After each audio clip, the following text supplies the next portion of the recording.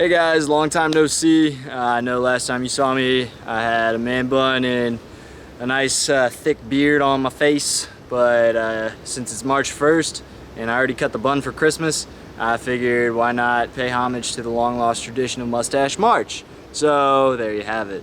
I'm out here in the wilderness today. I'm not going to say where because the animals we're looking for today are endangered of being poached, so we want to keep our location secret, but I'm excited to show you that we are in the hunt for salamanders. The salamanders really like wet areas. We're in a swamp right now. They only come up from their underground burrows only a couple times a year, and that's to mate and raise eggs, wait for those eggs to hatch, and then once the eggs hatch, they leave, and then they go back underground, so we only have a short time window to find these puppies. Now, they, while we're in a swamp, they like some wet areas preferred than others, depends on the species, honestly.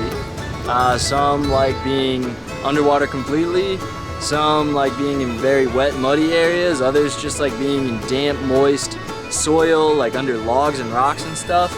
So we're just gonna be out here, we're flipping logs until we find something, hopefully.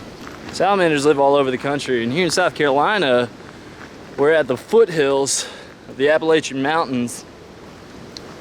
And that's one of the most biodiverse areas in the world for salamanders. Has some of the highest concentrations of species. We're not there, but we're pretty close. Check this out. Now this is a marbled salamander. Now where marbled salamanders get their name is from this marbly, gray, whitish coloration. Woo!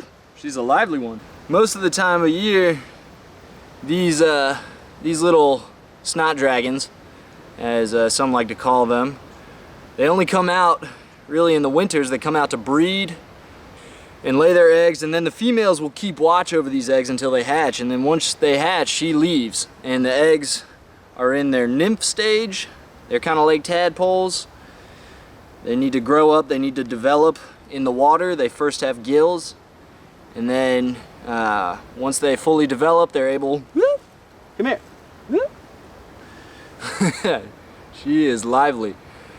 They need to develop, and then once they develop, they'll burrow underground for the majority of the year, and then they'll come up in late winter, early spring to mate. What's really cool is that mole salamanders, they have poison glands in their tails. So if something were to chomp down on their tail and hit those poison glands, then it would be toxic to the animal trying to eat them, and they would let go.